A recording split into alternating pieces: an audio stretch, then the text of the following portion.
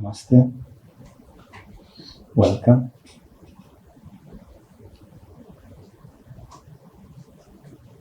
Let's start with a short consecration.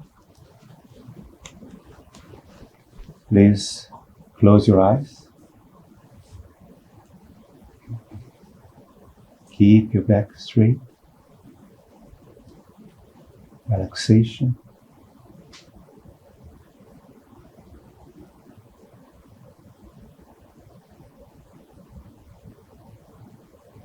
Bring the awareness in the middle of the chest, a little to the right, one finger width to the right.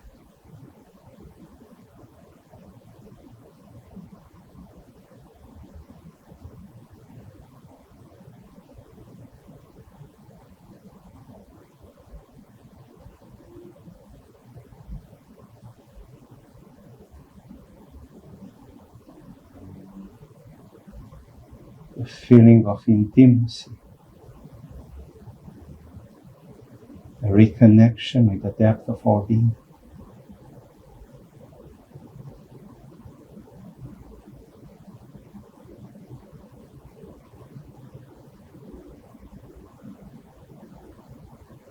We consecrate this satsang, this lecture,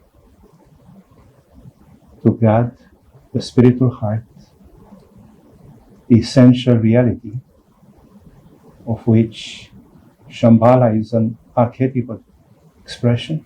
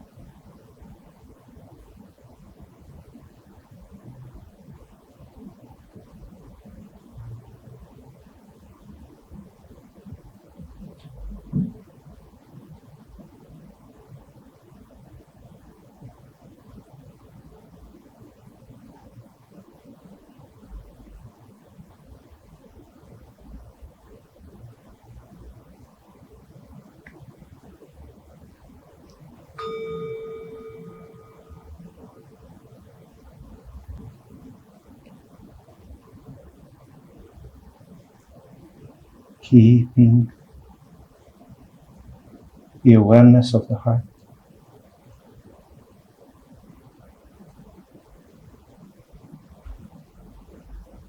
We gently open the eyes.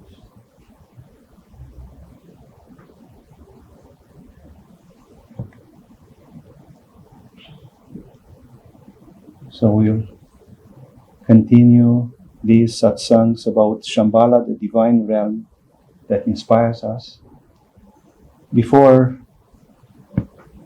going into the satsang today, just you have the yantra of Shambhala, the Tantric tool through which we can connect with this divine reality. And then what Shambhala is, just for us to remember, oasis of compassion, love, freedom, and light in the desert of materialism and ignorance, the abode of those having the mind and soul pure, who radiate compassion and long toward spiritual awakening for the benefit of all sentient beings. It represents a reality of our inner realm and outer realm as well. So it's an inward mirror. The previous satsang, maybe you remember, we spoke quite a lot about this inner dimension, about that Puriyashtaka, the city of eight, which is like the expression of this Shambhala, and as a perfect mirror, the very radiance of the spiritual heart. And then it's, we can say, the very hope for spiritual realization, which is in our unconscious mind and exists in different forms in any spiritual journey tradition. Shambhala is also the home for bodhisattvas and the perfect archetype of a spiritual sangha, of a spiritual community. Today I'm going to speak mostly about, and actually this is just the beginning, about confession, a book named A Step Away from Paradise. It's actually the extraordinary journey of Tulshuk Lingpa, a great Tibetan lama, to a land of immortality, to a Beyul, which is a kind of projection of Shambhala. So this is a very unique book, and for the whole Shambhala journey, I feel that this is the best foundation possible, because it gives us an intimate perspective of the fascinating Tantric practices and the real meaning of them, and mostly about the faith in which they are embraced.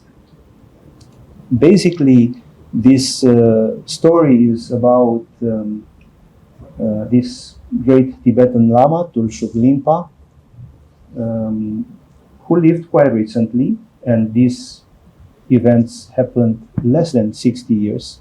So a lot of people who went in that journey are still alive, or definitely were when the book was written. So he received revelations concerning a hidden land, a so-called Beyul, to be found in the crack of on the flanks of a mountain Kanchenjunga, in Sikkim, which, according to the Tibetan Buddhist tradition, is another dimension of existence.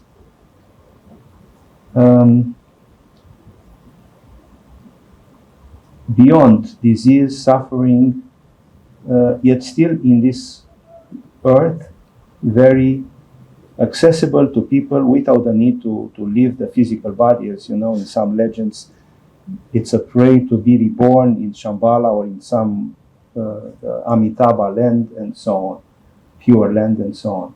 So this is like a space which can be open and where people can access, of course, under some special conditions. He was followed in this quest by many, supported by great Tibetan lamas who highly respected Tulshuk Lingpa, but the journey was mostly with around 300 people, out of which 12 were very much involved there. This is the Mount Kanchenjunga in representation in the 19th century.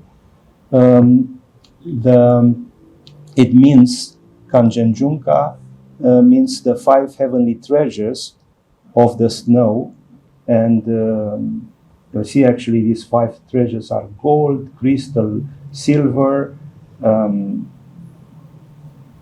crops, and thermas, or spiritual treasures, hidden by Padmasambhava, a great master. This is the way in which this mount looks. In the 19th century, till the middle of 19th century, was considered the highest mountain in the world. And it was only later that now is considered the third, still over 8,500 meters. And those who try to conquer, even now, the ratio is 20% died. So it's a very, very challenging mountain. I will start with a quote from a revelation that Tulshuk Lingpa, you'll see many of these are simply revelations that he had in a book named Guidebook to the Hidden Land. He said, "Don't listen to anybody. Decide by yourself and practice madness. Develop courage for the benefit of all sentient beings. Then you'll automatically be free from the knot of attachment. Then you'll continually have the confidence of fearlessness, and you can try to open the great door of the hidden place. So this is the advice. Practice madness, develop courage for the benefit of all sentient beings. Indeed, we can get more encouragement in relationship with our own wilderness and sense of danger and detachment from such inspiring stories from the real sages, or through connection with Shambhala, than from anyone who is stuck in the middle of a system or in a role when we are just in a complacency, in a contentment with what in these times is just attachment to achievement and respectability. This madness, this courage, wilderness is about going beyond any such frames or limitations of any system. And this is very much the spirit of the book. This is the Tulshuk Lingpa, a very charismatic man. We look and settle for something that is safe rather than engaging the danger and the wilderness that is in our hearts. Then how the great liberation can come? Yes? We should ask about this. Wilderness, such madness, means that you can joyfully live everything that is within you. No? And thus, we can embrace the world in a different way. Rabindranath Tagore said, "Clothed in facts, truth feel oppressed.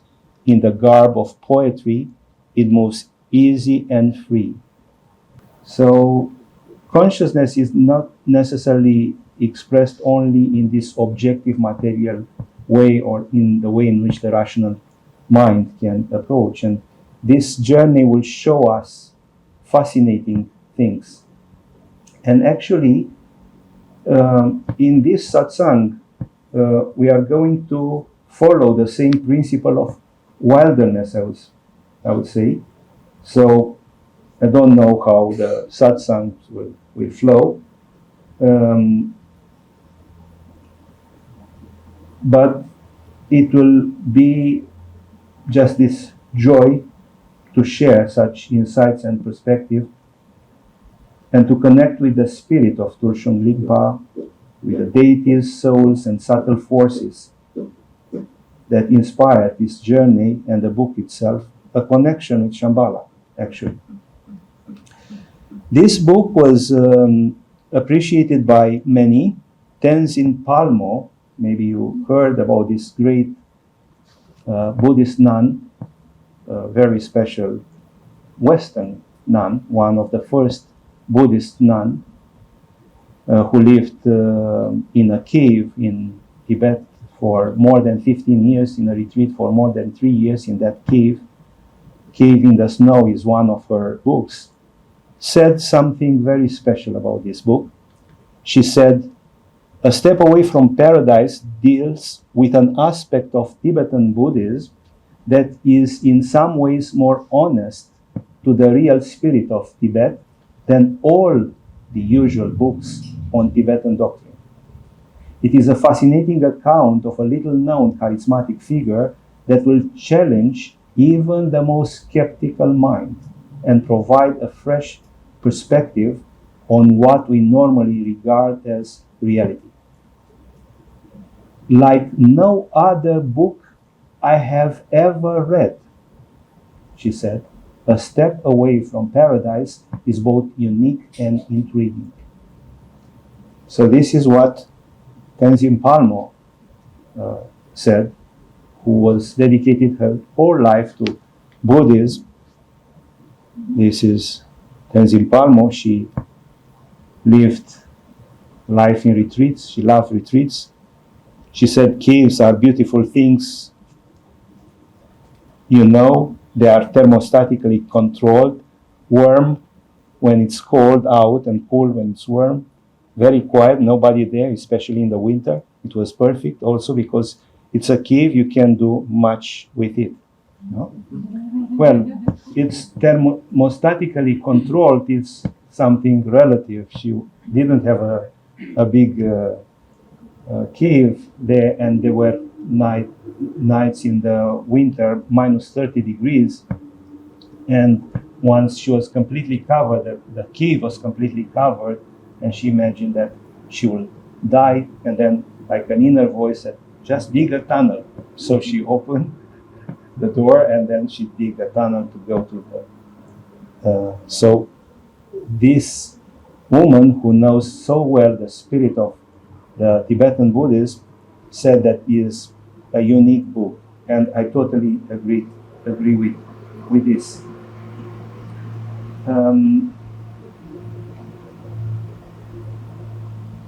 Now, why we are exploring this journey? Because it is not just about the journey, about the life and journey of this great Terton or treasure discovering, but mainly about the tantric thinking and the tantric work. It speaks about mysteries and realms out of the normal spectrum of our mind, but which can be revealed to us from the secret corners of our unconscious. So it's just a way of learning how to open to such domains. It will give us more trust that such domains exist, and then how to open to them. For the tantric tradition, such realms become inseparable from the phenomenal world, equally part of this so-called reality. And Tantra is not just about some techniques, but mainly about a vision, an openness to sacredness, an openness to this interweaving reality in which ourselves and these subtle worlds, deities, are all part of a great loom, great creator of this fabric of what we name reality. And when, for example, when they speak, a tantric tradition speaks about goddess Tara or about any goddess, that is not just a reality which we may assume or we may think that it can be like this. Maybe or maybe not. I am raised atheist, and therefore you may be raised atheist, but here it's something about something essential. It's about a faith. If it's there, it's there. If not, it's not. And that's why these satsangs are also very intimate confession, because it is about a domain which is not that I believe in. It's the domain in which I live. So it's this way of opening to the world in this way. It's simply the connection with Shambhala it's as real as this world. I was wondering how can be increased the trust and aspiration for Shambhala in us. And there are many books, or some interesting books, but maybe some present things from this perspective of a mystery. It's just a mystery. Others are presenting from a perspective of the psyche. What would mean for our psyche, this domain and the other. It is much more than this. So this book gives us this taste, or this satsangs, I hope, will give us the taste of a reality which is beyond just psychology or just shallow mysteries. And I hope you will start enjoying the taste of this. Why is this for me? On a personal note, briefly, I can say that in the communist times, it was such an oppression, and in my country, yoga was forbidden, so it was so obvious, and such a created this suppression, created a longing, an aspiration for many people to spirituality. So it's like a contrast which created that aspiration. Unfortunately, this longing for freedom is not so present in our times, because while in our times as well, there is a lot of materialism, and this IT period with Facebook and all these kind of things have a more enticing, more seductive kind of prison, but without generating this longing for freedom. This is interesting. So if you are threatened to go in a jail in the communist times, there is so much absurdity and then so much longing for freedom and openness to these subtle words. But if you stay and watch Facebook or whatever for hours, that longing for freedom may not be there. It's not coming. This is why I said that it's more a prison without this longing for freedom. You like to stay in the prison somehow. That's why Tantra can help us to increase this longing. Goethe in Faust said, "Now I understand what wise men see. The world of spirit is not closed. Your senses are. Your heart is dead. Arise, unwary disciple, bathe instead of earthly breasts in the morning's glow." So open your heart and then see things that seem to be dead, but actually are not dead. These words of the spirits, it's just our hearts that are insensitive to them. You'll see many times in this story that the perfect faith is the essential condition. It's also about a collective karma here, which refers to such faith and also to the purification that can happen through meditation, which will lead us, actually all these meditations are leading us to this openness of the heart and this capacity. And actually, also in the Shaivist tradition and in you see in Advaita Vedanta, it's so important how we perceive ourselves and the world. No? That's why this faith is essential. And we don't have actually a clear answer and a decisive end to this story. So it is a test for our belief as well. What happened with these people? Did they touch that Beyul, and how that happened? It will be a challenge. So we can learn from this story that the level of faith of these people can be such an inspiration. The compassion motivation is also essential. We will learn how subtle and physical realms, internal and external, subjective and objective domains interlink. There is the landscape and the mindscape that bring this sense of non-duality, and how a situation can be seen from different perspectives, how to create a relation with the subtle space in which we live, how to connect with the subtle words, with altars or rituals, and simply this aspiration. In the Shaivist tradition, there is very interesting perspective, and briefly I'm going to mention this. They speak about that so-called Shuddha Vikalpa, or pure conceptions about life or visions about ourselves, and Bhavana, this aspiration and transfiguration of uplifting visions. So speaking about the levels of consciousness, or perspective in the way consciousness functions, the distinction between a realized yogi, a tantric, a siddha, and a common person is at the level of these vikalpas. Vikalpa we learn in yoga, maybe you heard many times this vikalpa, sometimes we tend to translate it as imagination or sometimes even thoughts near vikalpa, samadhi state beyond thoughts. Vikalpa is much more than thoughts.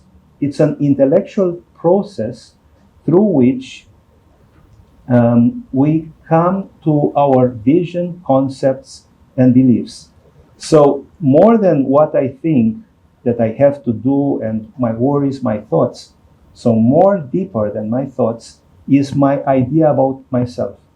This is what Ramana is telling us. No? Who am I? Meditate, who am I? If I meditate in this way, still thinking that I'm a body, I'm a human being, that is still a limiting vikalpa. A realized being, Ramana was not, Nisargadatta Maharaj will not say I am a body or I am a human being, no? Or a personal being. As Nisargadatta will say, for you, you get born and die, while for me, the world appears and disappears. You see yourself in the world, while for me, I see the world in myself. So this is vikalpa. And so this is what our deep beliefs, because we may imagine different things, but what is deeply is me miserable, or I have so many problems, and then I try to meditate, who am I? Or I am Shiva, or I am open to that more and more, and trust that we are not just this personality. Then for the realized tantric, there is an absence of normal personal concepts, conceptualizations, and in this case, the reflection of the universe takes place in the heart and represents a pure vision based on this Shuddha Vikalpa, or this pure knowledge, which is non-mental, unitary, a global consciousness. In contrast, the limited individual consciousness is based on conceptualizations that generate different personal beliefs, of course. All these are based on the illusion subject-object differentiation, but we can open to certain forms of mental construction, perceptions, understandings that tend to remove this deep sense of differentiation. And this is the tantric thinking, bhavana. And this is when, for example, we start seeing Shambhala and meditating, and it's this aspiration. It's not the absolute truth, but is something that helps us to change our perspective about ourselves and the world.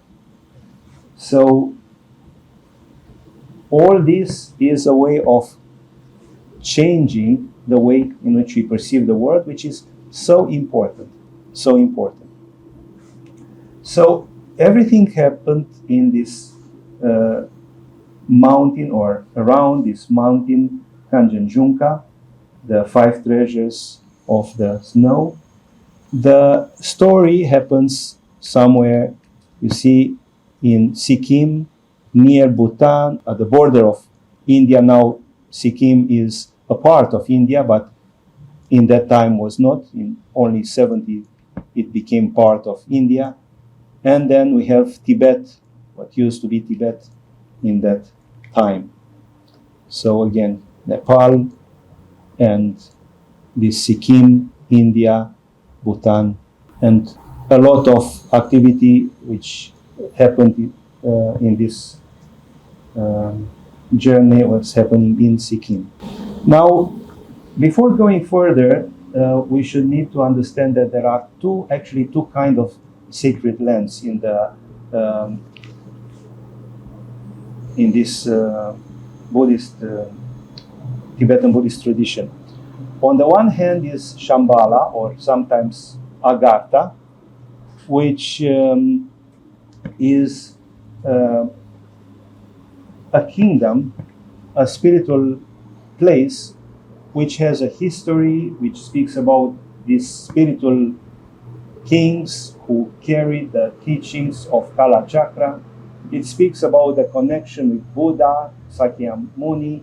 It speaks about the people who are living in this Shambhala domain, who are practicing very easily any spiritual practice, mostly based on this Tantric system of Kala Chakra.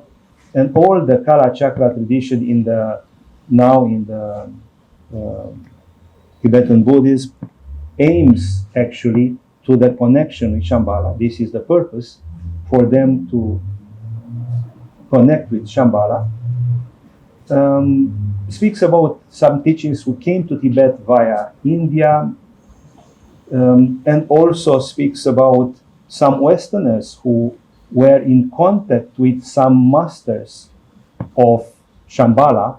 So apart from this strictly Tibetan Buddhist tradition, we have some contacts or signs of Shambhala which were experienced by people in the West. The whole theosophic tradition, which basically bring light to and brought Jiddu Krishnamurti, is based completely on these revelations of what they named masters of ancient wisdom and great white brotherhood.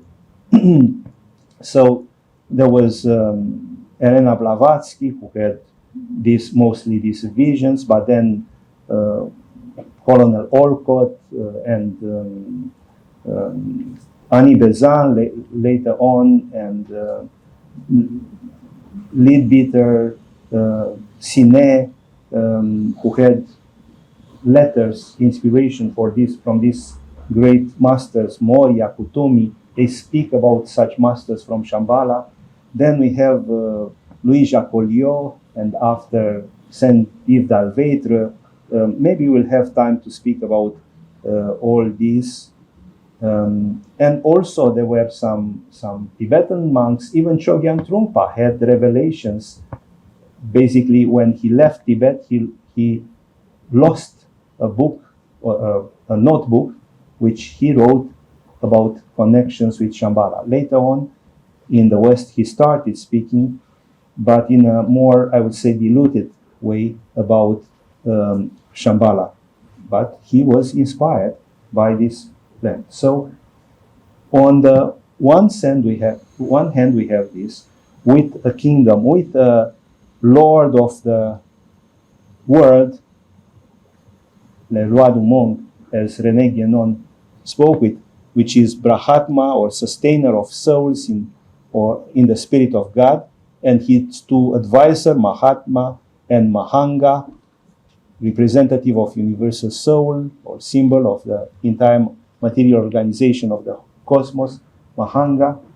But even though many of the disciples of Tulshuk Lingpa spoke about this journey as a journey to Shambhala, they went to Shambhala, still, technically, this is a Beyul, which is something different. It's a hidden land, which according to the Tibetan Buddhist tradition, related mostly with Padmasambhava and with mostly with one of the Tibetan Buddhist sects, Nyingma.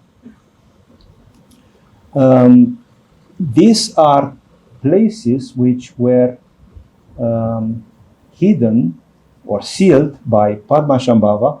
There are many like this. We will speak about Demo Shong, but Bermaun is another author of a book of Shambhala. He spoke about another one, Kembalung. He made a journey to this different Beyul.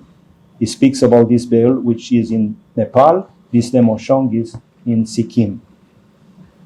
These are places where the spiritual and physical worlds overlap. They are designed as places of refuge in challenging times. No, and that was a very challenging time when the Chinese invaded Tibet. So it was a quite special time. They are seen as pure lands, hidden lands, sacred lands.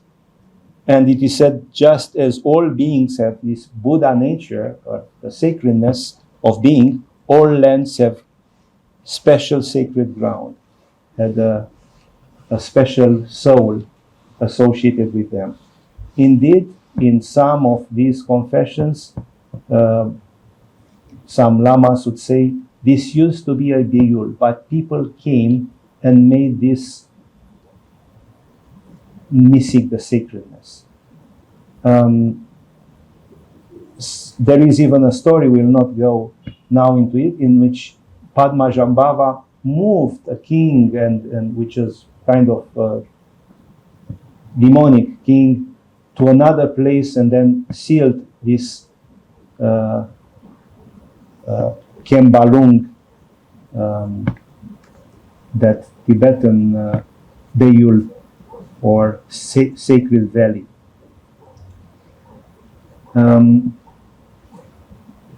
So they are, we can say, projections of Shambhala. Shambhala is a spiritual realm, which, yes, it has also its physical projection, but there are many such physical projections, not only in Tibet, where it's much easier to connect. We will name special places of power, or much easily to connect with spirituality. And in the 8th century, Padmasambhava foresaw times of tremendous darkness, and out of compassion, he envisioned places to escape these difficulties, or supporting these people who are in great difficulties. So Beyuls are natural places, uninhabited valleys of tremendous beauty, cracks in the fabric of materiality. Sometimes it is said that people may go in such a beautiful place and still they wouldn't realize their spiritual power. So exactly as in a sacred place, you can go and you can not feel anything, but then sacred meaning can be there if you are properly prepared. This was with in the other book I mentioned about a Beyul. Dharma was a man who simply went in a journey there, and then he asked Lama, "Was this?" And he said, "Pretty much you went to that Beyul." But then he said, "Why this doesn't correspond with the maps? Because you actually weren't in that sacred realm. You were just in a physical part of it, but something was missing in that." That's why, of course, for logical mind is hard to understand or to accept this, but a Beyul needs to be open when the time is proper, and when a person is able to do this. A proper person is able to do this. Maybe you heard about Tibetan Buddhists who discovered what is named Terma, or treasures, and these tertons can discover sacred text. The Tibetan Book of the Dead is one of these texts, but more than this, they can open such a Beyul, a sacred valley. They have still a physical reality. So ask if the hidden land might actually not be found out there, but reside in the human heart. Geshepa, who was a Tantric alchemist, one of the Tulshuk Lingpa's closest disciples in Sikkim, said, "What do you think? If the Chinese army marched in here and shot me in the heart, they would be killing the hidden land?" So he had a strong conviction that that exists.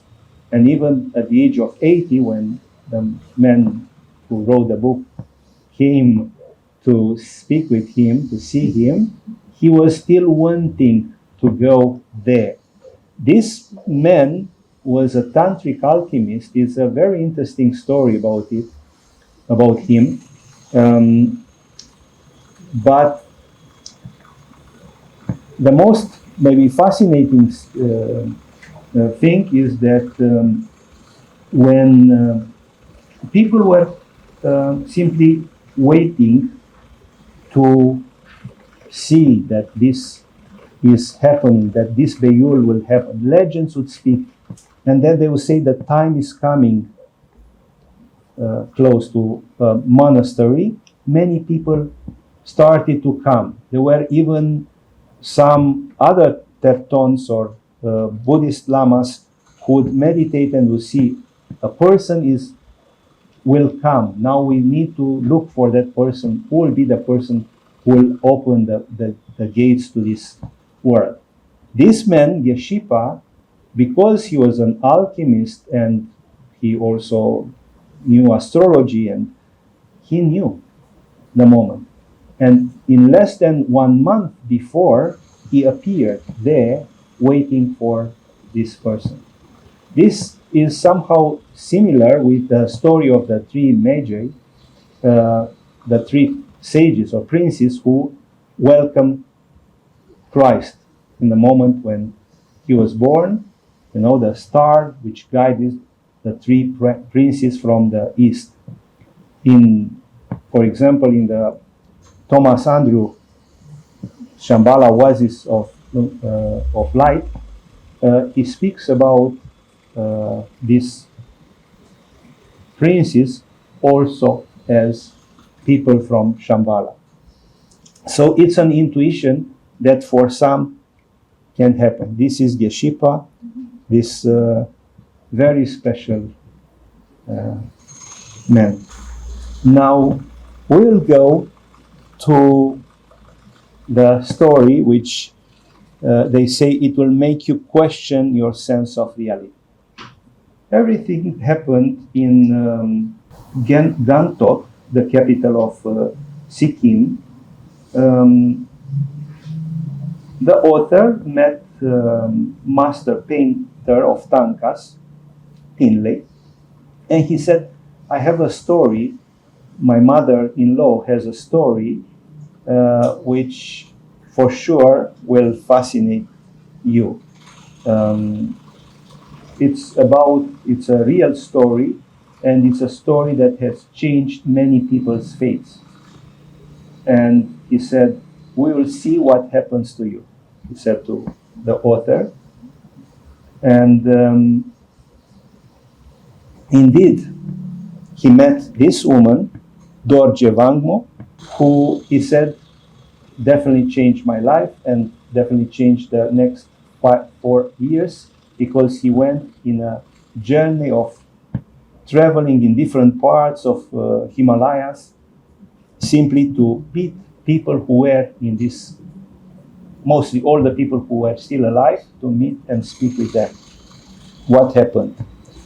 And Dorje Wangmo, this woman, said, only if you are willing to give up everything and live forever, only then you can go to the Beyul, to such land. So he said, what struck me most was the depth and passion of her faith. She was born in Bhutan. She had a small farm with few cows, chicken and so on. And she heard about this Beyul de Moshong, since this hidden valley, since she was a child. But she knew that you cannot go there on your own. It has to be open, and this should be coming from a great master. And Dorje Wangmo was 36 years when all this happened, and she heard that Tulshuk Lingpa, this great master will open in Tashiding monastery. This was a good sign because he was coming to that monastery where the signs or the legends will see. From there, the man who will open this Beyul will start. And she said that monk Dharma, brother of her, so a brother in spirituality, told her about this. And she said, when he told me, a tremendous feeling of longing awake within me. I didn't want to be left out.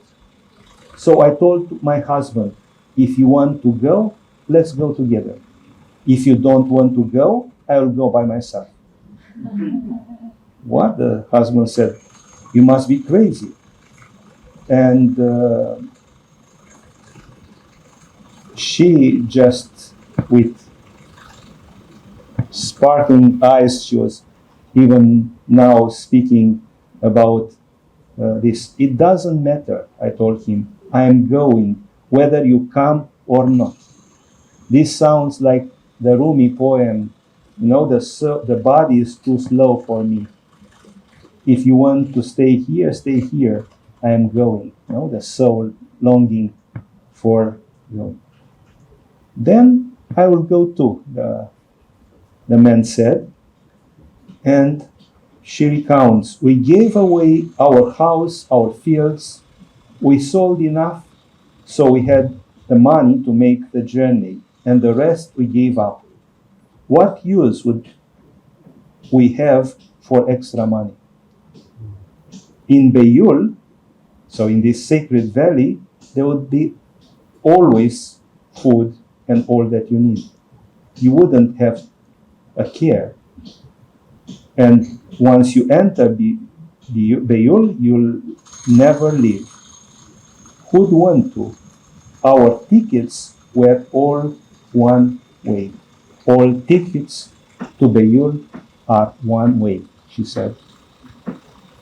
So she got to that monastery, Tashiding monastery, but this took, in that time, 2 weeks. So Tulshuk Lingpa already with his devotees left the monastery. So she decided to go on a trek on the mountain with these two men, the monk brother and his husband. But they were not so prepared as she was. So the faith of them was not so strong as hers. They had to carry a bedroll, so a sleeping bed, and the food. But she said that they were tired quickly, and the sacks of food they had to carry were too much for them. And she said their faith wasn't as great as mine. What was the weight of a bedroll when you were on your way to the hidden land? We had been waiting for generations. And then indeed, after one day, this monk brother who, imagine, he wanted to go, he simply decided to go back. So she said his mind played tricks on him and he began to have doubts.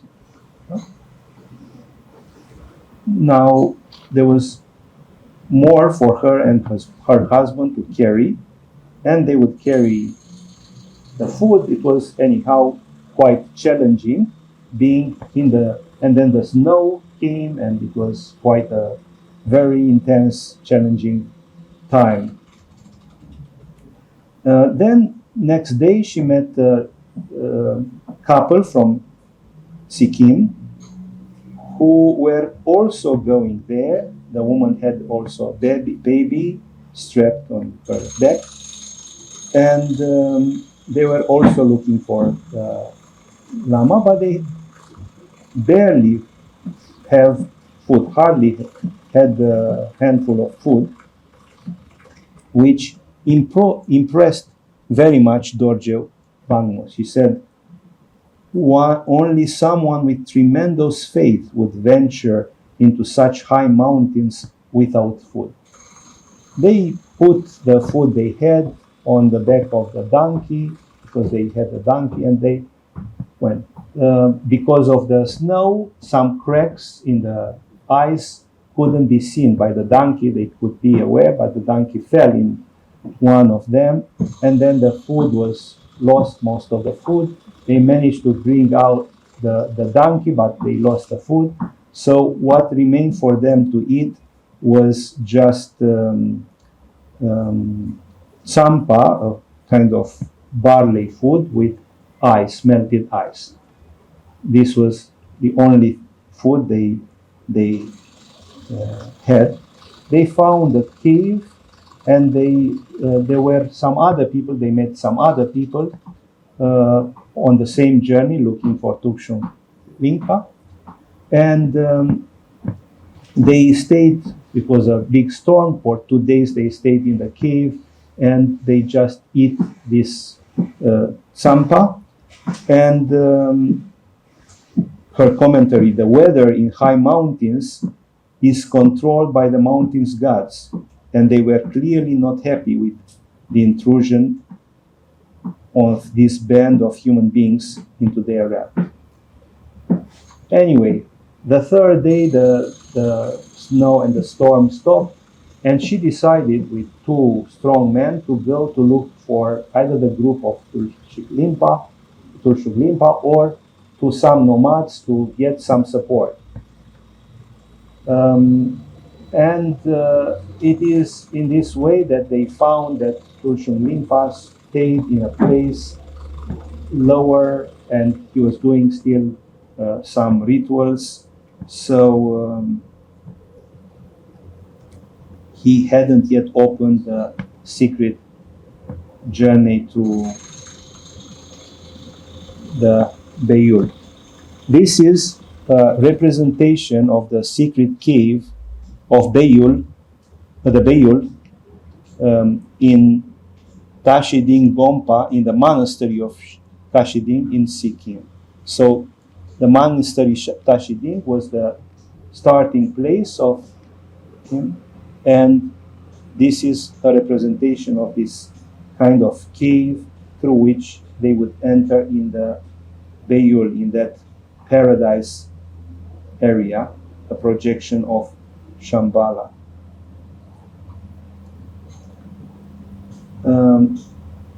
Of course, we should have this wonderment and fascination regarding the intensity of this faith and dedication. We speak about this capacity of detach, vairagya, this passion, as in yoga, this practice, abhyasa and vairagya, detachment. Many times they speak about this joy of detachment, of dropping all the possessions in this longing for truth.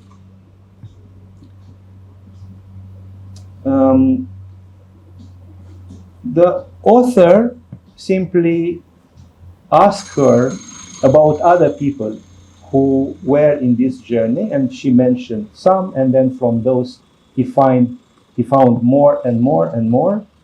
And as I said, 2 years what took for him to go in this search to villages, monasteries, mountain retreats, from Darjeeling and Sikkim in the eastern Himalayas to the western Himalayas and to Nepal.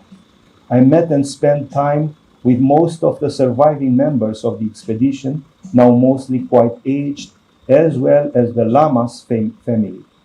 These extraordinary people who gave up everything to follow their dreams also gave freely of their time to tell me about what was, for most of them, the most extraordinary events of their life. An example of this echoes in the confession of Pasang Dolma, a woman a simple woman for Darjeeling. She said, I was in the presence of Tulshuk Lingpa for just 10 seconds and never ever heard him speak. It was just his presence which inspired her to go. She said, that time I ever saw him was enough. Such was his power. And she said, we had to follow him. We felt we had no choice. People have waiting for generations. We felt so fortunate just to be alive at the right time. Do you still think, the author asked, do you still think of Beyul in your daily life? And she said, every day, even today, I would abandon everything again in an instant if the right lama came. It was because of him I had the most beautiful time of my life.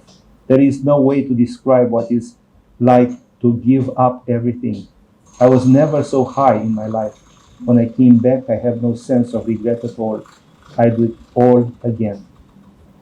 So this vairagya, this sense of, and this joy of detachment, and this no doubt in all that. And here we see how the path is the aim. How, yes, we may say these people, she was not one of those who really were in touch with what happened, the miracles that happened in this journey.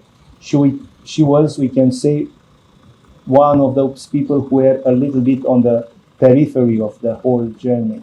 And still, what mattered was that aliveness of her heart, that joy of her heart. So people who remember daily that, it's not for necessarily for those who saw direct signs, but that aspiration, that living in that mystery. So for them, Shambhala is in their heart. This is the most important. Now, the most relevant person with whom he met was Kunsang, Tulshuk Lingpa's only son. He was 18 when all this story happened, and he was very much involved in the whole journey. So he was able to offer a first account story. He is a man who has we can say, a normal life. He is the son of a great lama. He was offered to lead many monasteries. He has a great spiritual knowledge, and still he preferred this kind of lay life. And still, speaking about his father, he was speaking with a great reverence and no doubts about what happened there with him and with his father. And we can say it's even more powerful, the confession, because it comes from a man who is quite stable in a world in which he didn't go to lead a monastery, or he preferred the simplicity of a life, simple life, but still with this openness to the Tantric vision that his father revealed to him. Now, in order to understand a little bit better what is with this journey into the Beyul, we'll speak about thermas. These thermas are, Dharma treasures, so spiritual treasures, which Padmasambhava hid in the 8th century, so long time ago. Those who find these thermas are known as tertons, or treasure revealers. So apart from different teachings, books, and objects, Tertons may find spiritual insights and even such Beyuls or such hidden valleys. Terma remains hidden from the world until time itself ripens, when it's the proper time, and when a particular Terton takes incarnation and opens it. So we can speak about synchronicities in which Padmasambhava realized that some of his teachings were not yet mature, or people were not yet mature for those teachings. That's why he kept them for a later period out of compassion. And then these teachings start to be revealed at a proper time. So how such a terma is actually hidden, and in what way it presents itself. So how an insight can be hidden. We have an image of a terton taking such a ter, or treasure, a Dharma treasure. But we should not imagine that these texts were just hid by Padmasambhava in kind of paper or so, and bury these texts in some places or in some cracks in a cliff or so. The process is completely different. There are places where Padmasambhava hid his thermas. They speak about earth, mountains, water, sky, like rock, trees, mountains, temples, images, lakes. Many such places can be places where the thermas can be found. But more than this, Padmasambhava, apart from hiding something in the external world, he was hiding always inside, in what is named the unchanging layers of the mind. We can say in the heart of his 25 disciples, for them in future incarnations to reveal all such teachings. So hiding inside in these unchanging layers of the mind. And it is said in for example, in a text as Wonder Ocean,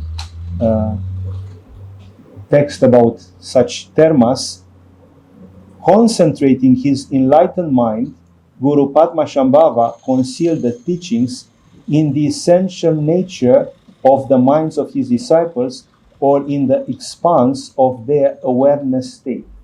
If the teachings had been concealed in an external object or in an ordinary state of mind, they might be affected by changing circumstances. Concealed in the natural state of the mind, or we can say in the heart, which is pure and changeless, they will remain stable until the time of discovery. So it's like an imprint of a spiritual teaching in the causal realm. No? Not in an expression, but in that causal realm, the seed of some spiritual teachings which he hid in the heart of his disciples. And this is seen as an actual transmission of realization, which is like a communion between master and disciple, and their consciousness becomes inseparable. So at the same time he would hide a therma in the world outside, he would also planting it inside of the heart and mind of the disciples.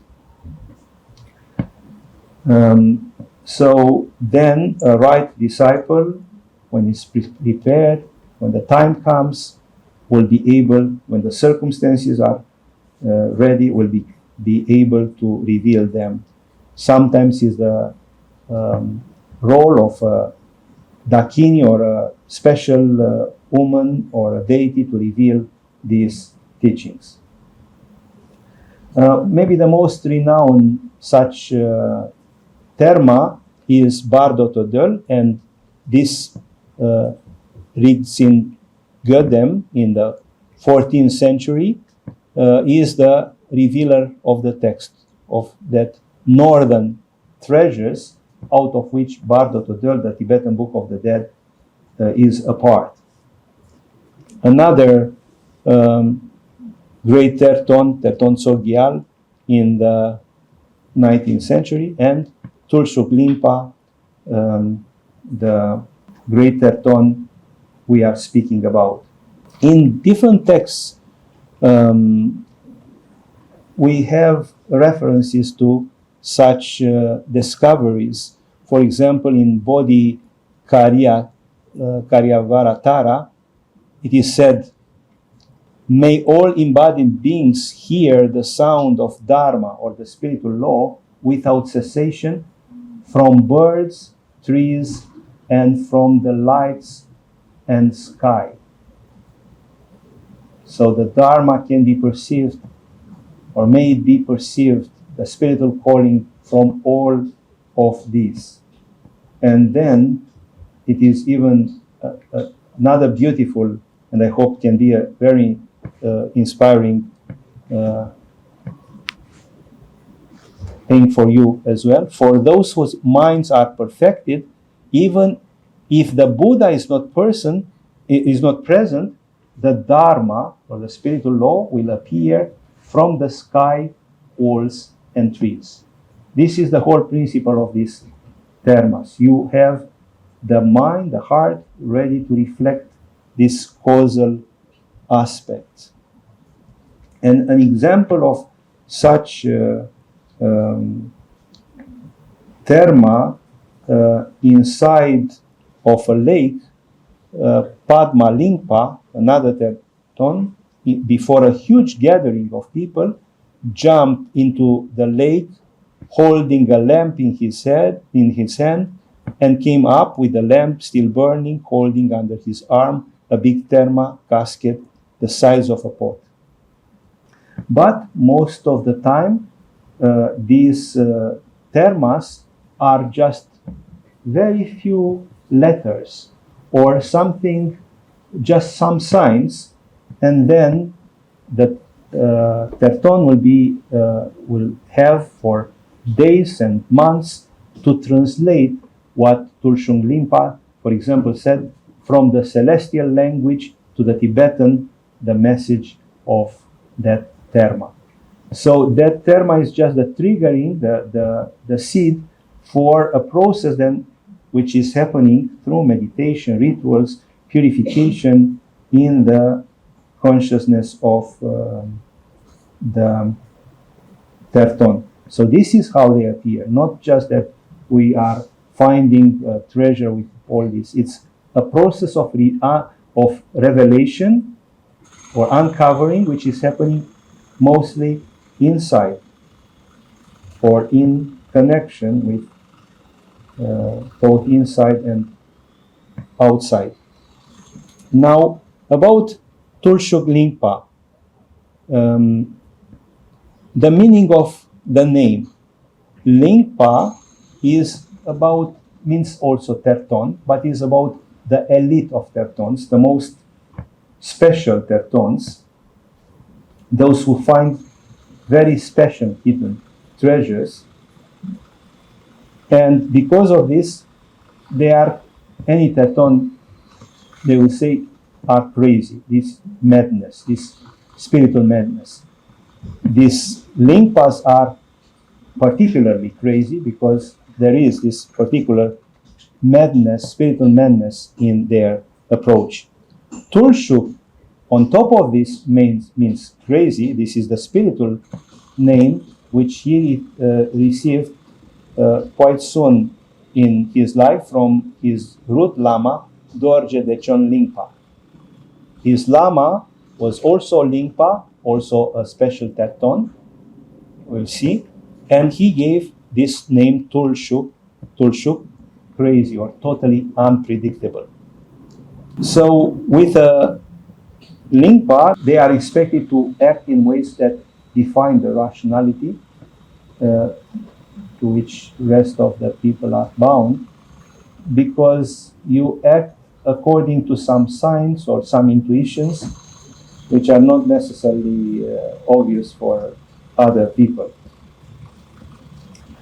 The first years of Tulshuk Lingpa, he was born in 1960, the fire dragon the year, and he was a child, particularly witty, intelligent, mischievous boy, and could be hardly taught. He was just very independent, but being so intelligent and so intuitive made people suspect that he may be an incarnation.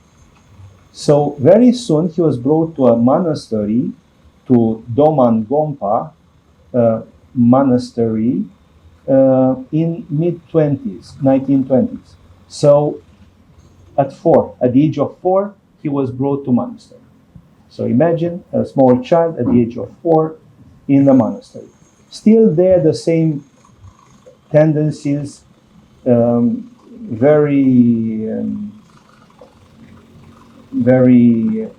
intelligent, mischievous boy. But at that monastery was this master, Dorje Dechong Lingpa, a tulku, a reincarnation of a great soul, who recognized the spark, that special quality of this boy. So he realized that it's something very special with him. And he decided to make a test. So he took him together with some other little novices, monks. Maybe at the age of 10, he was Tulshuk Lingpa at that time. And he took them behind the monastery in a cave near huge cliffs. And there he started a ritual. He put them in a circle. They all stayed in a circle. And he started a ritual approach with the dorje, with all those thunderbolt symbol, and the maru, the drum, with dilbu, the bell, ritual bell, as you would see in the Tibetan Buddhist rituals. And then he put in a small bowl some handful of rice and place it in that middle of the circle. And then Dorje Denchen Lingpa performed a ritual that day that moved his young novices to a wide-eyed state of supernatural anticipation. So everybody was prepared for something to happen. When he had achieved his desired atmosphere, in which what is beyond sense reached the edge of palpable, he took a handful of rice from the bowl, and intoning a mantra, he threw it, so an incantation, he threw it in the air, and then the rice there transformed into purbas, or Tibetan daggers. So imagine some vibrating Tibetan daggers, which are ritual instruments, as an expression of again, thunderbolt or power, starting dancing there in the cave.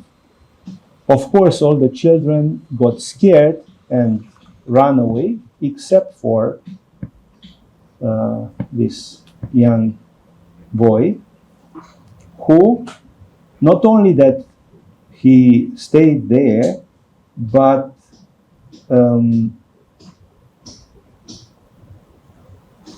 he was very focused and raised his hand, and fixing his eyes on the purba closest to him, reached out and with confidence, he grasped and held it fast.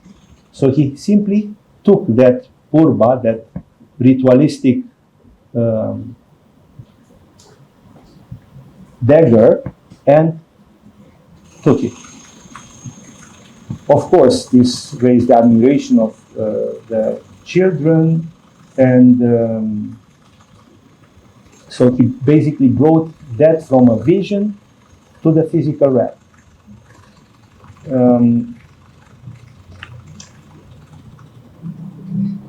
This story, of course, it's a story, and we may doubt maybe was like this or not. This was the story of Kunsang, the son of Tulshuk Lingpa. Definitely the son was not at that time born.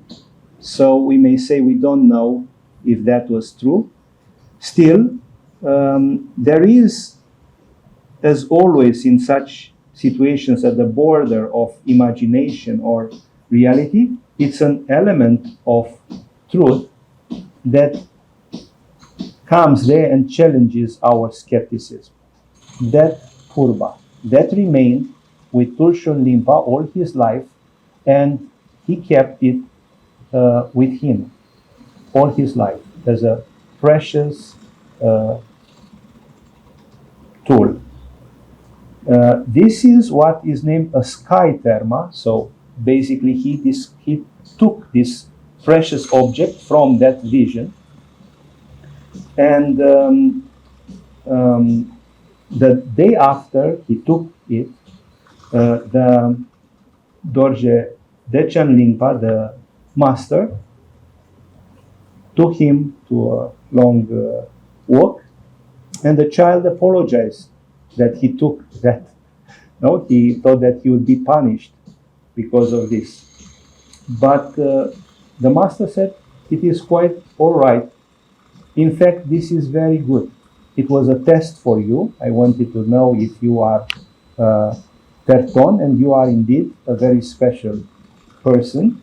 And he said, this purba you brought down is a namter, a sky treasure, a treasure hidden long ago in the sky. That you got it means you are a Terton. And he said, while I could manifest the purbas, even I couldn't have brought one down.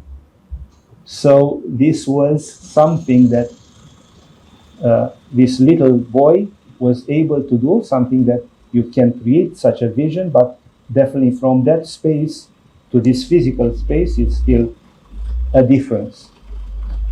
So this is what happened. More than this, so the master looked at the purba and gave it to the boy, and it remained for the rest of his life. It has a very special energy. Even Kunsang, his son, said that before stormy days or nights, he would go with his friends when he was 9, 10 or so. When his father would sleep, the purba was in a bowl of rice. So, the crystals or precious sacred ritual objects are kept in salt or in a pure environment. In this case, was always in every night, Tulshuk Lingpa would put it in this bowl of rice. So they would go at nights when it was a stormy night with a lot of thunderbolts, and they would see that the dagger, this turba, would shine before any lightning. Before the lightning, it was a radiance of death, which scared these people, seeing these little children seeing the purba.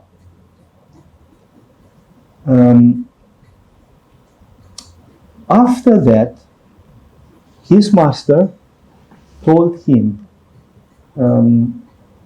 I will be leaving soon. I'm going to Sikkim to try to open the way to Beyul Demonshon. So actually his root master was the one who tried before him to open this Beyul.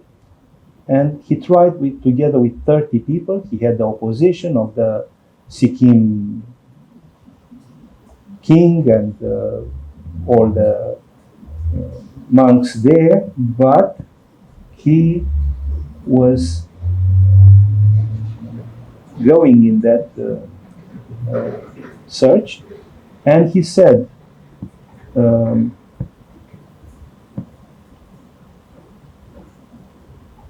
if I'm successful, I will never return and we may never see each other.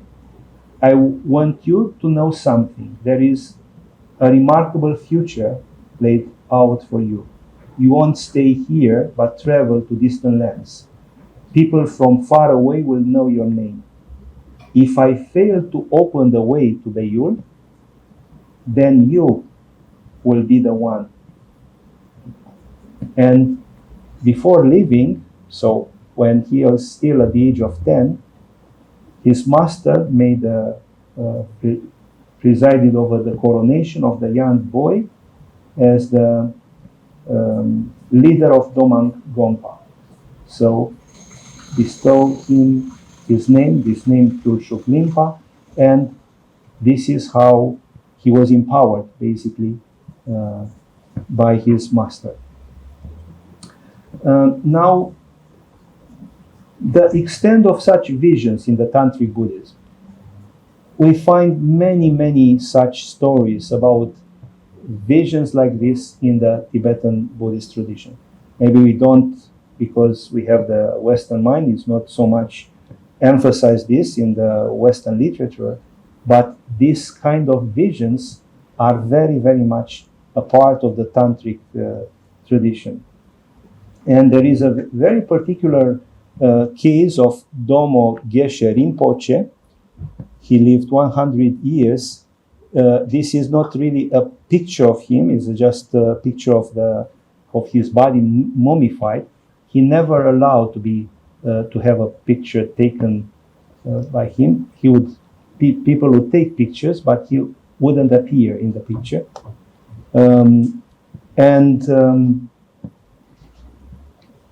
He was meditating for 12 years in various caves. During these retreats, he lived on fruits, berries, and herbs, and he practiced the taking of the essence of flowers and stones. This is how he fed himself, mostly. And then there is a beautiful story about him on the northern slopes on Kanchenjunga, so the same mountain.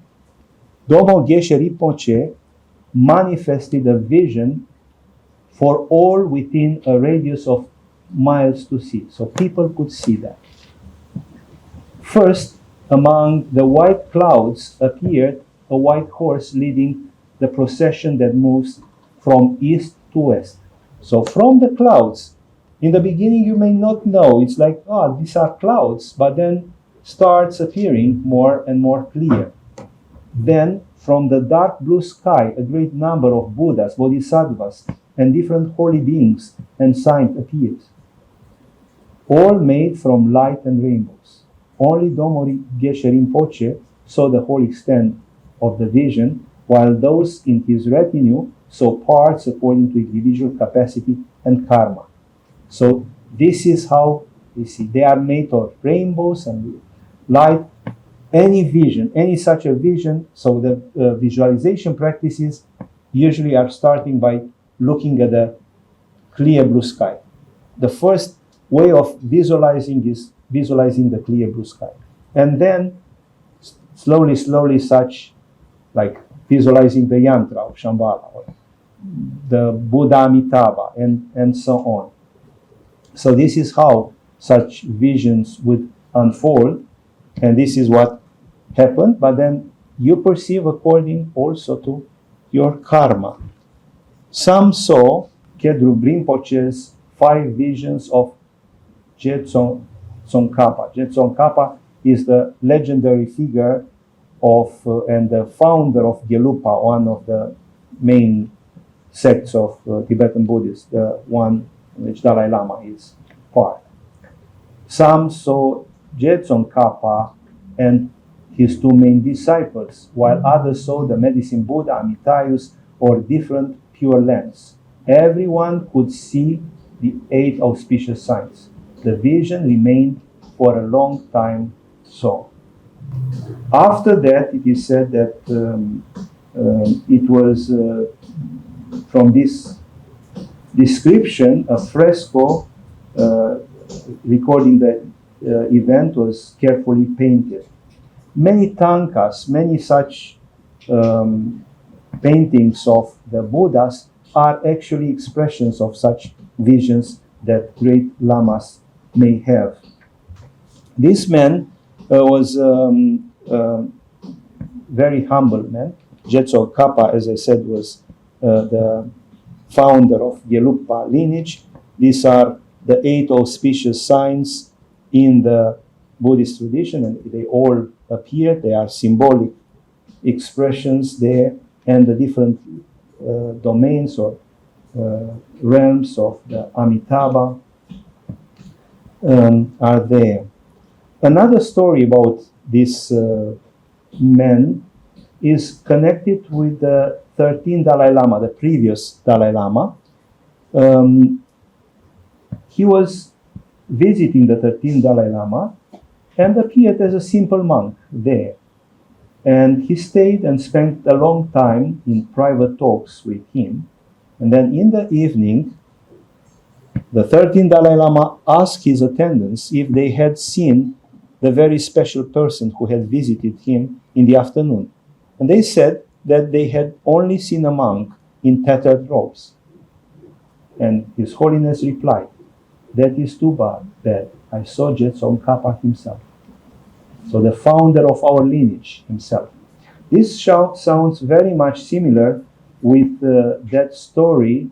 If you remember, I mentioned it in a previous satsang about Muhammad, who saw the archangel Gabriel, while all the other people around him saw only a handsome person, young person. But Muhammad saw the angel. So it's this capacity of see according to the karma and according to a new perspective.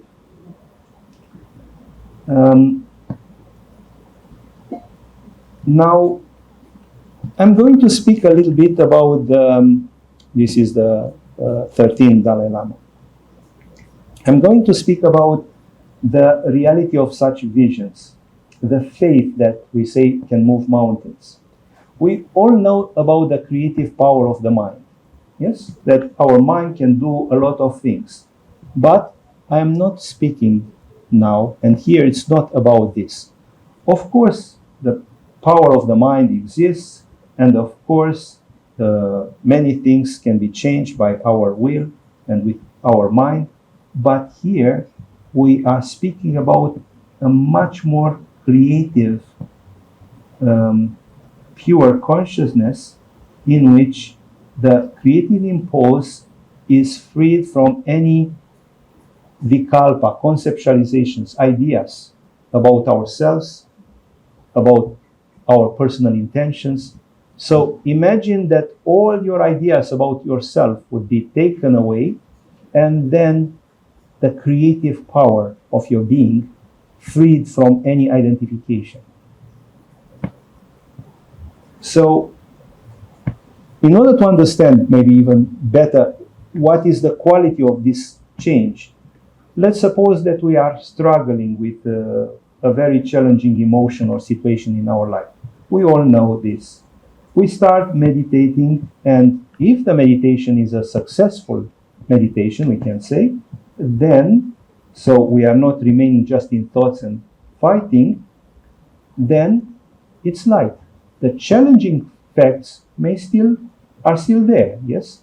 The Facts are still there, but you don't see them with the same reactive mind, no? With that ego perspective, but with a non-reactive awareness. So after that meditation, you see your life and that challenging situation in a completely different way. Exactly, this is what makes us, for example, after beautiful meditation, to go outside and see a tremendous beauty of the sky or of the flowers and so on. It's like a vision nourished by and based on the heart. It radiates everywhere. It is creative. So you start seeing in a different way. And in the same way, in Taoism as well, they speak about the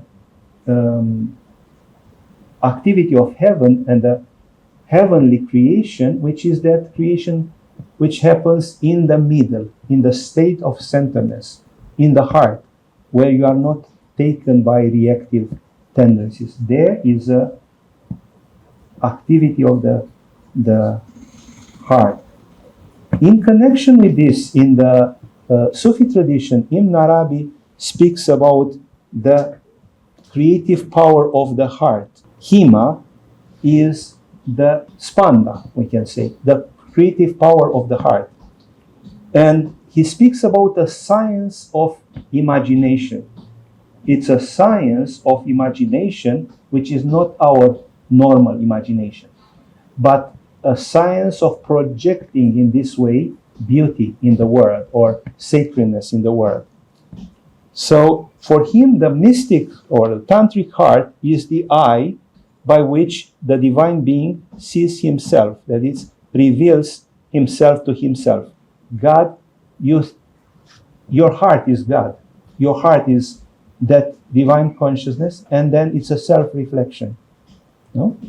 Outer and inner world somehow become one.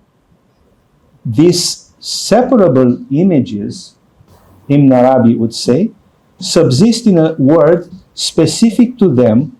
We may name it here the word of Shambhala, but it can be, of course, any sacred word.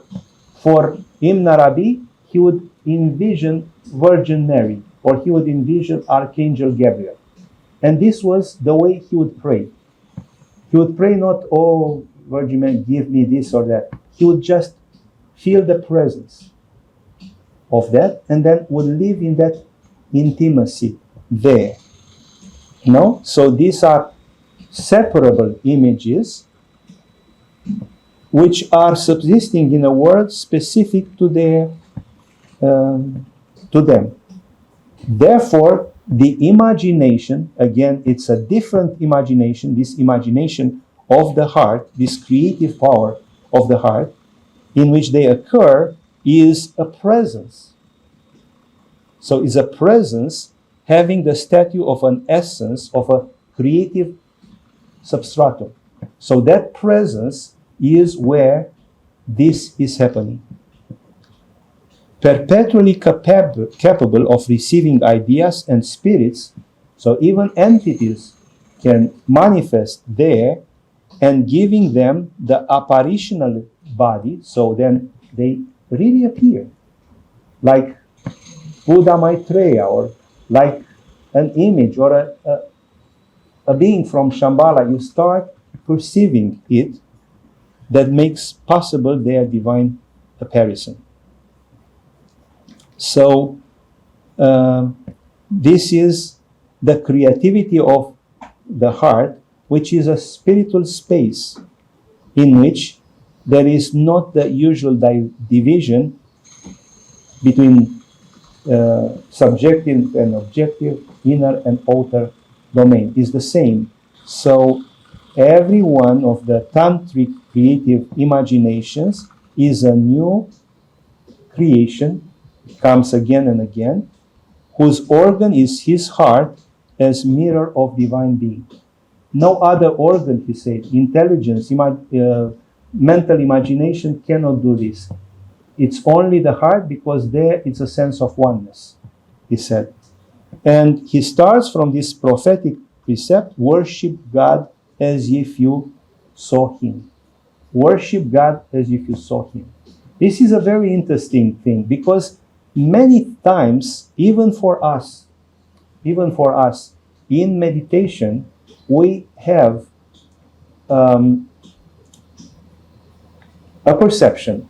Let's say you go deep and you feel a sense of infinity, or you feel lightness, and you feel, as I mentioned before, in the astral realm is different than in the physical realm. In the physical realm, you first see something. So first you have the vision, see that person, and then you say, I like and I don't, or I don't like. So the emotion, the feeling comes after. First is the perception, then is the feeling. In the astral realm, first is the feeling, and then is the perception.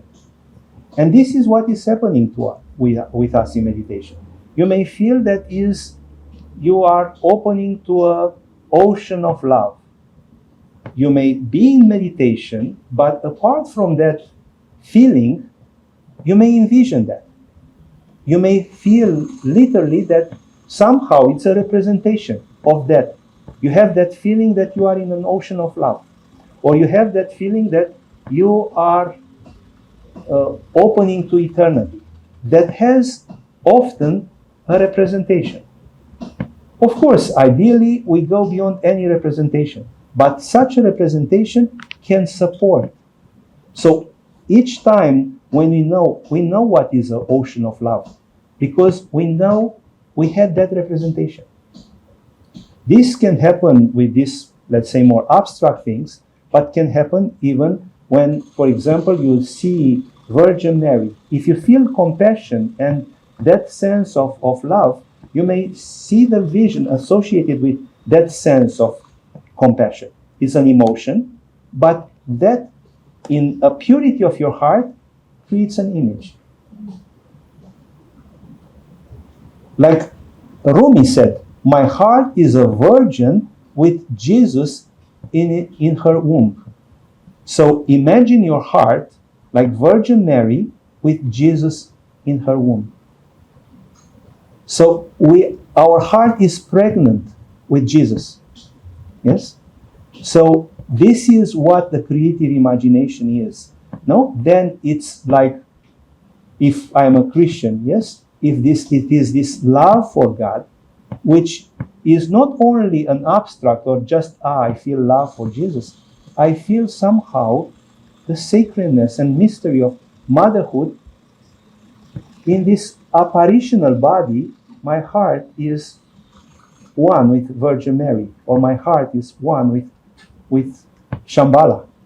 So I may have, it's not only about the yantra, it's about that sense of sacredness which is there.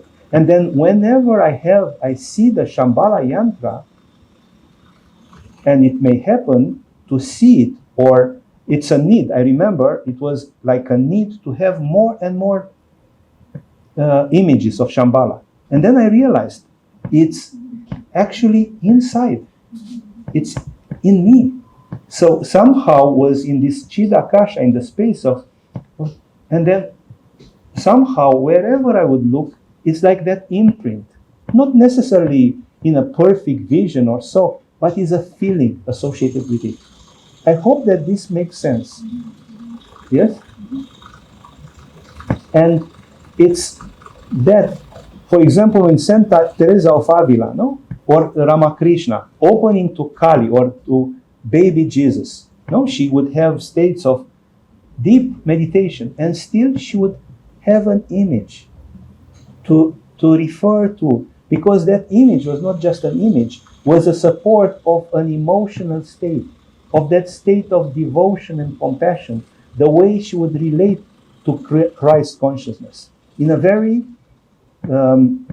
intimate and direct way, which is different from just my imagination coming from my mind and my willingness to be like this. It's somehow like you would see your lover, and then it's suddenly, not just by imagination or an effort, you see your lover as a goddess or as a god. And then you refer to that. You can remember that very special moment is like that emotion that was in that very special moment is carried by that image. Yes? So that special moment, which was actually an emotion, a very special emotion, is maintained in a form. And this is exactly what this creative imagination, the science of imagination, in Arabi is speaking. And that's why he said, worship God as if you saw him. No? And of course, in such visions, it's not anymore imposed by a collective faith. Maybe people say, but no, this is the canonical image of Jesus. No, you say, this is how I feel. No? As Saint Caterina of Siena said, one night Jesus came and took my heart, and then he brought his heart. Now I know that is the heart of Jesus in my chest. We may say, well, but the scriptures are not saying about this. This is not what others people are doing. You don't care. Because that is, as Rumi said, is a creative imagination which is freed from such dogmas. Is a vision that corresponds to this fundamental and innermost being. You see? Like, the Saint Caterina of Siena. It's just this, the heart of Jesus. Of course, when you have such a feeling that is the heart of Jesus, it's a feeling, that intimacy, and then it has a form, the heart of Jesus. No? And then that intimacy with Jesus remains in that form, in that expression, is the heart there. Yes?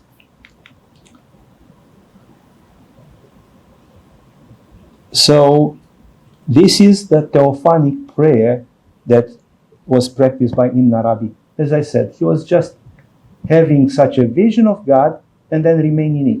Not, God, please give me this, or not, oh, God, help me, or whatever. Or not even prayer in the mind. Just a presence. Just this sacred, intimate radiance of the most intimate reality of our being. So that's why he said the validity of the image of the vision must be grounded in Himma, in this spanda, in this sacred tremor of the heart, for the heart perceives the unity of the multiple, not in the mind, but in this intimacy of the heart.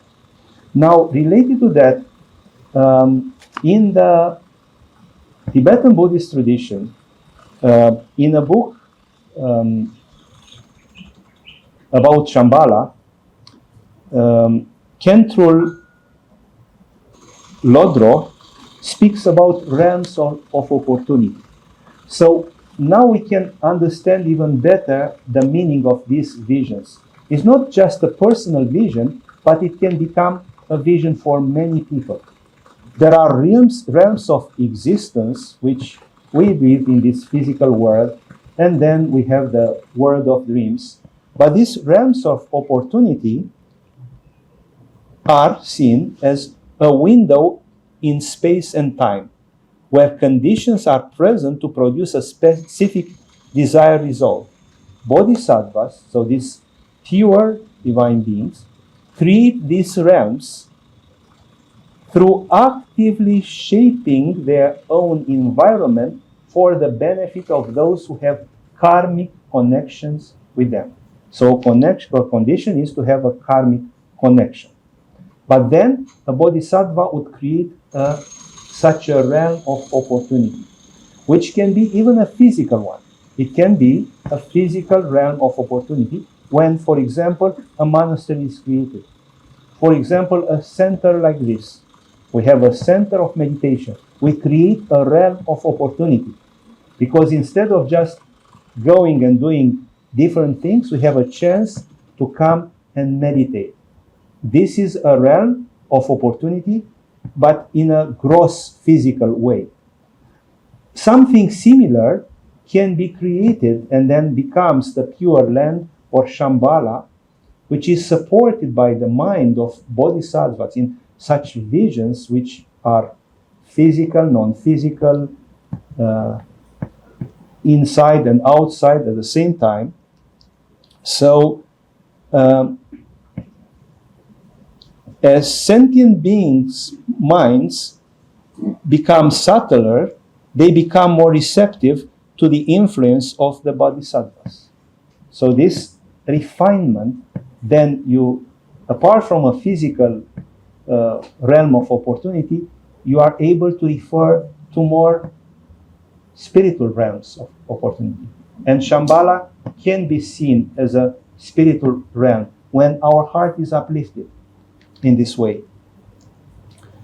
So the combination of bodhisattva's capacity and the receptivity of the sentient being, so not any bodhisattva can create a huge thing, but the combination between this and the capacity of perceiving that means that at any given moment there are countless realms of opportunities being manifested.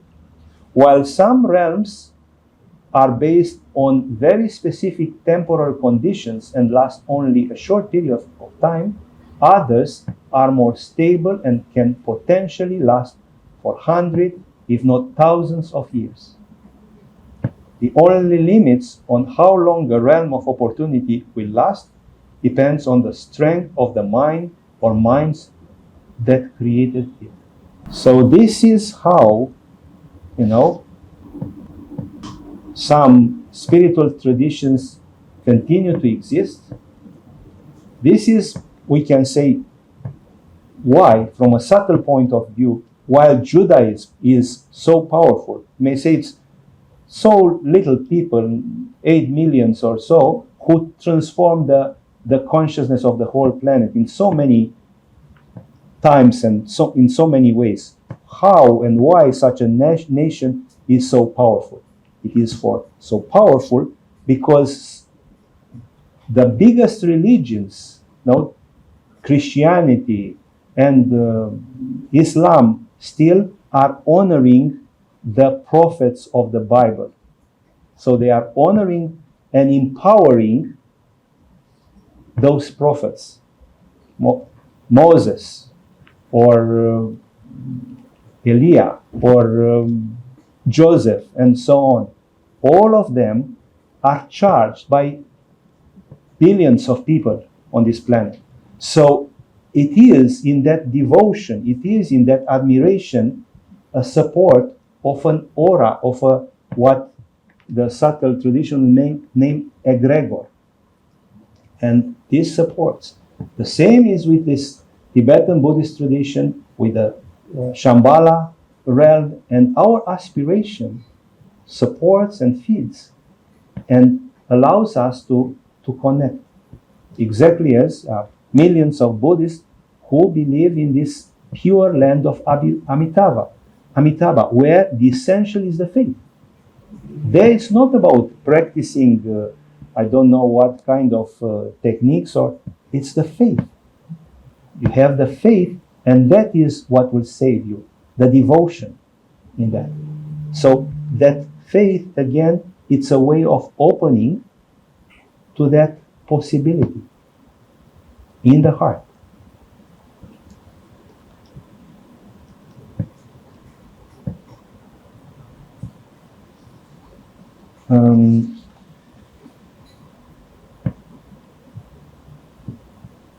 We will make some commentaries about Purba as well. This ritual, and we will see also the connection with the Shambhala Yantra itself in that, and the meaning of these Purbas. There is even an image of the Purba of Tulshuk Lingpa, that which appeared to him. There is even a deity related to this spiritual tool. But maybe it would be better to stop now. We will conclude with a meditation, but before, if there are any questions, and then we'll have a short meditation of communion with Shambhala.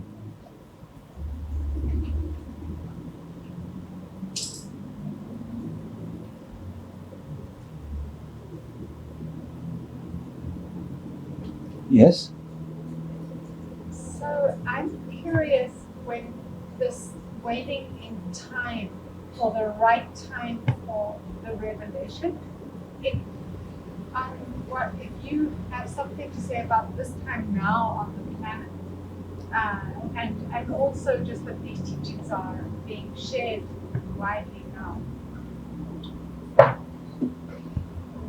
So, yes, it's about, proper time for sharing some teachings, and indeed is in connection with some moments. It's if we want to understand even in a rational way, it's like Jung would speak about these synchronicities. No, two completely separate events. They apparently don't have any connection. Still, they connect between them.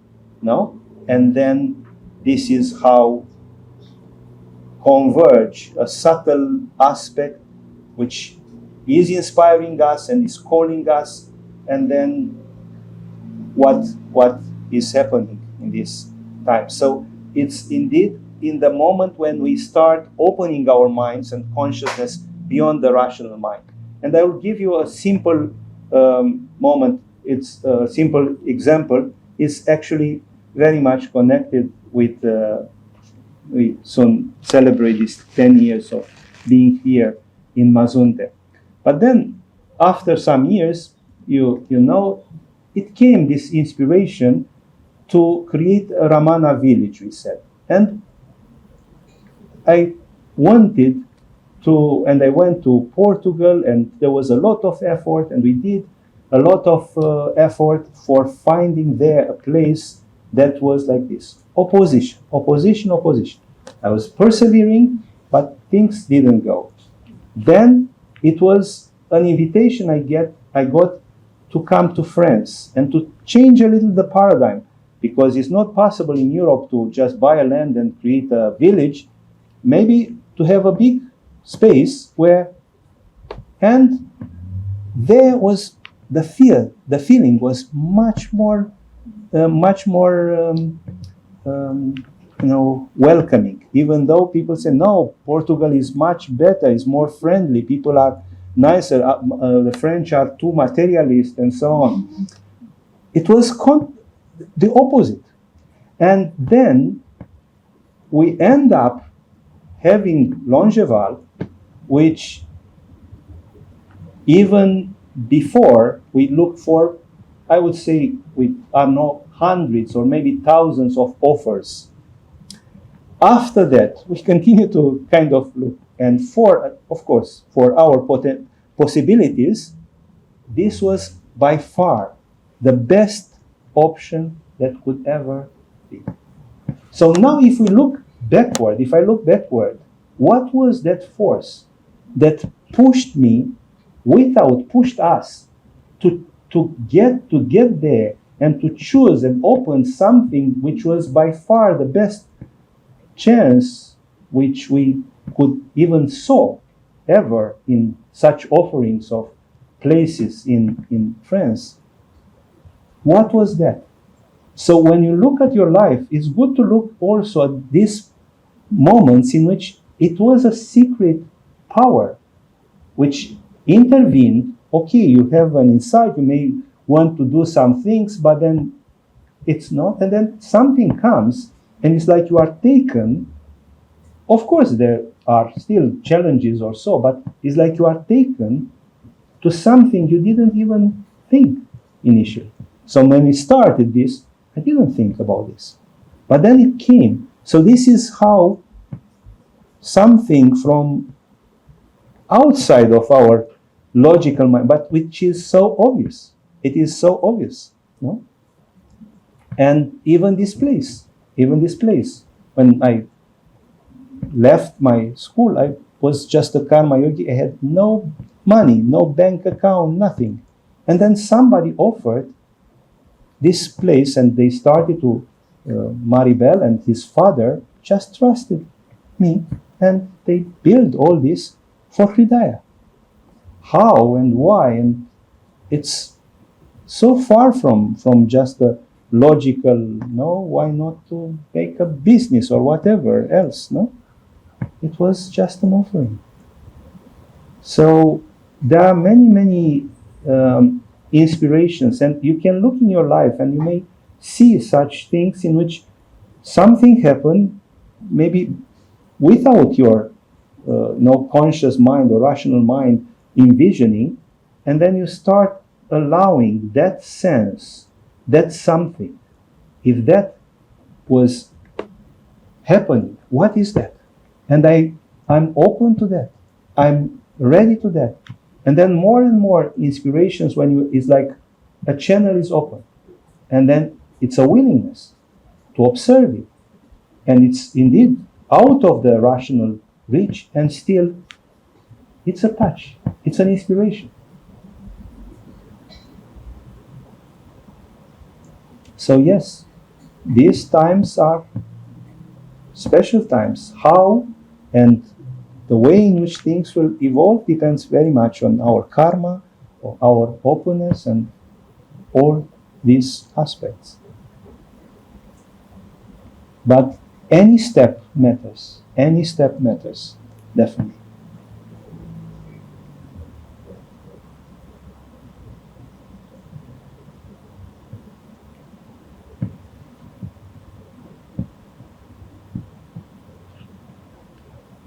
Let's conclude with a short meditation on Shambhala Yantra.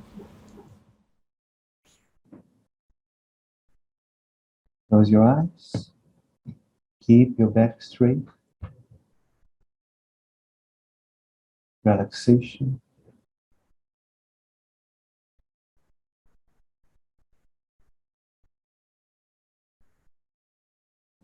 You bring the awareness in the heart.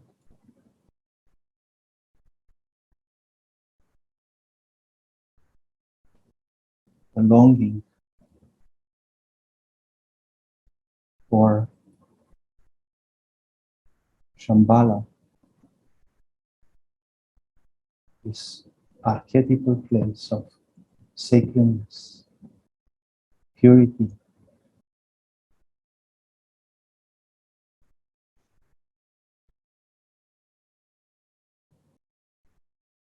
and keeping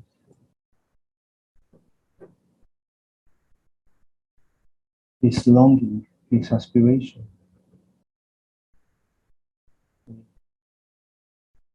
Gently open the eyes and we focus on Shambhala.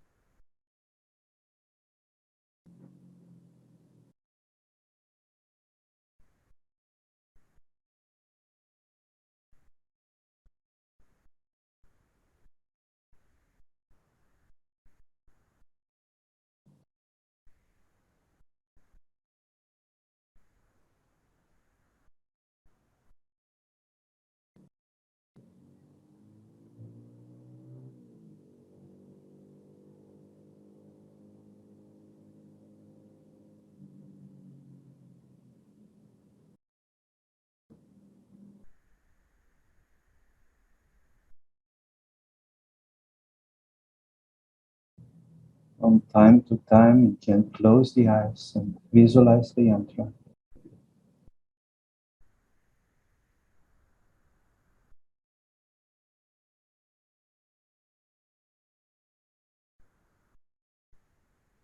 Let's start by looking on that after image of the yantra.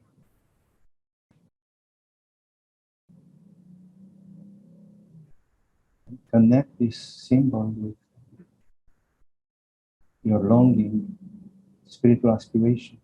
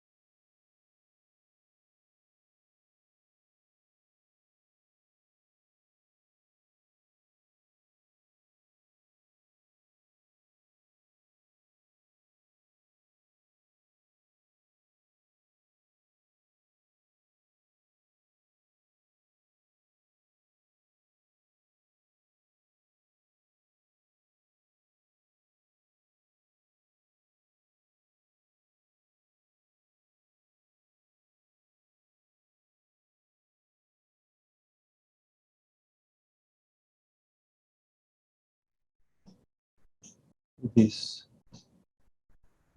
we conclude our satsang.